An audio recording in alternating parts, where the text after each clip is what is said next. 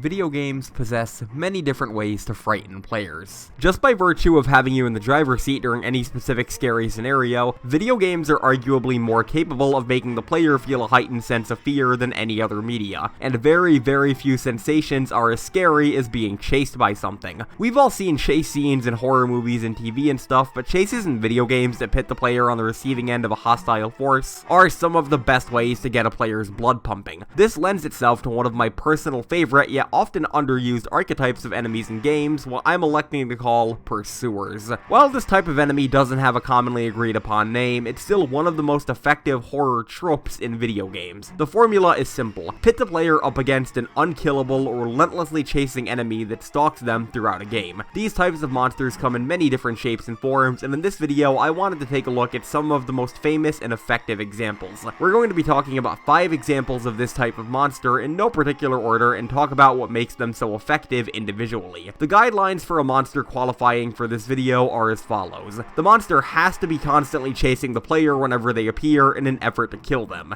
The monster has to be unkillable outside of scripted story events, or at the very least extremely difficult to kill. Being able to temporarily halt or pause it is fine though. And the monster has to be a consistent threat throughout a good chunk of a game, rather than only appearing in a few specific encounters or boss fights. With all that said, let's get analyzing. This should be interesting. Talking about this trope in video games would be impossible without mentioning possibly the first ever example. Clock Tower, otherwise known as Clock Tower: The First Fear, is an SNES game that served to heavily revolutionize the survival horror genre. It introduced a lot of what the genre is known for nowadays, and accomplishing a sense of atmosphere and dread on a console like this is no small feat. The game owes a lot of its success in this regard to one specific villain.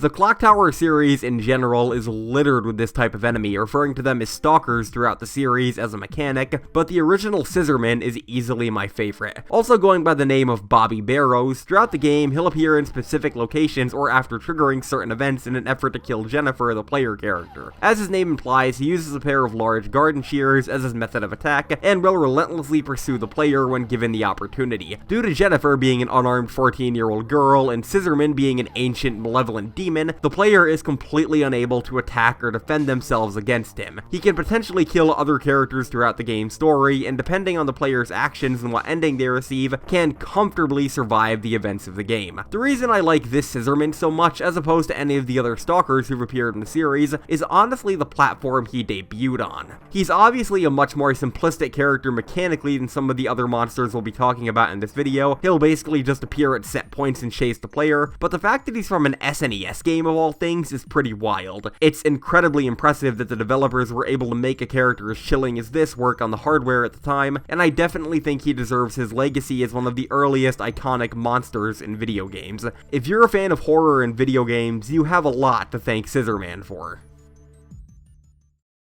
Despite all of my posturing about horror in video games, this type of monster isn't exclusively limited to the horror genre. It's certainly the most prevalent there, but there are definitely examples outside of it. The most noteworthy one in my opinion being the Dahaka from Prince of Persia: Warrior Within. The Dahaka, it has found me here.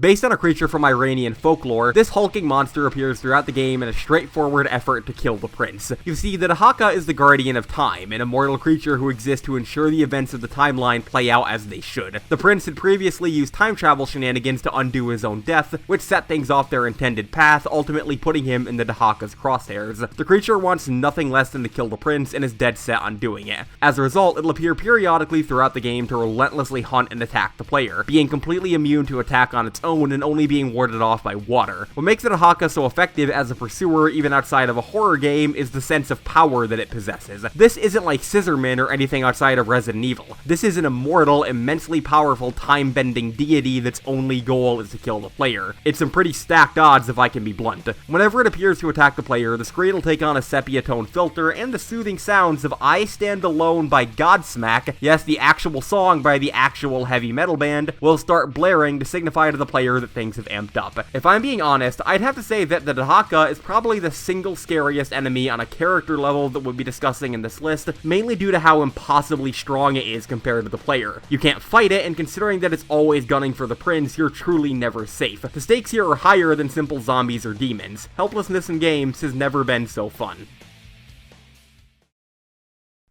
The Resident Evil series has probably one of the most seasoned histories with this type of monster in gaming. Not only have repeated examples appeared throughout the games, but some have even been scrapped, like the Hookman build of Resident Evil 4. However, when we get down to it, both of the best examples hail from games that predate RE4, Nemesis and Mr. X. Starting from the top, Nemesis is probably the single most famous and iconic example of this kind of monster in gaming. Hell, he's even referred to in lore as the Pursuer. Boasting a large, imposing figure, near invulnerability, immense strength, and a thirst for blood, he's dispatched in Resident Evil 3 to seek out and kill any remaining STARS members left in Raccoon City. He makes quick work of most of the player's squad mates, leaving Jill, the player character, as the primary target. Nemesis's reputation as one of the scariest enemies in gaming is well earned. He'll appear at specific moments throughout the game and must be either evaded or damaged enough to be temporarily knocked out. He'll outrun the player if given the chance, and can follow them anywhere but save rooms. Both of the player's options for getting away from it are at least somewhat unoptimal, since running away puts you at risk of being chased and damaging it drains you of valuable resources. As the poster child for this type of archetype, Nemesis more than earns his keep among his contemporaries. He's even scarier in the remake, but that's a conversation for another day since I haven't played it yet. As for Mr. X, he barely has a presence in the original version of Resident Evil 2, but oh boy was he ratcheted up in the remake. He doesn't appear until a fair bit into either character's A campaign, but more than makes up for it with how effective he is against the player. For the entire time you're in the police station after he shows up, he's in there with you. With the exception of save rooms and a small number of specific areas, he'll always be on your trail. You'll be able to hear his footsteps as he closes the distance, and there's always a feeling throughout the game that you're never safe. Resident Evil 2 is already a horror game, but when Mr. X shows up, it becomes a horror game. You're constantly on edge and counting every bullet that you fire. Not that it'll matter, because Mr. X is completely immune to damage. Resident Evil really does have a good handle on these kinds of monsters and should be lauded for how effectively they managed to integrate them into the games. Has me excited for what potentially could go on in Resident Evil 8. As one last example to discuss, let's talk about quite possibly the most mechanically complex and gameplay scary enemy on this list, the Alien from Alien Isolation. This guy doesn't mess around. His AI is designed in such a way that he constantly learns from what the player does and adapts rather than following specific pathing. If you hide from him enough, he'll start looking for you more intently. If you shoot him enough, he'll start guarding himself more. If you use flames against him enough, he'll start acting around them. He has an answer for whatever the player does, and considering how little options the player actually has in this game, what with being trapped on a spaceship and all, he doesn't really need that many answers. From the moment the alien is introduced into this game, it becomes one of the scariest and most anxiety-ridden games of cat and mouse in gaming. I know I've said this a lot in this video, but you truly are never safe from the alien. The complexity of its AI and ability to read the player's actions means that it probably knows what you're doing better than you do while you're panicking trying to fight it. Considering how underarmed, cramped, and unprepared you are for it, that's a fight you're not likely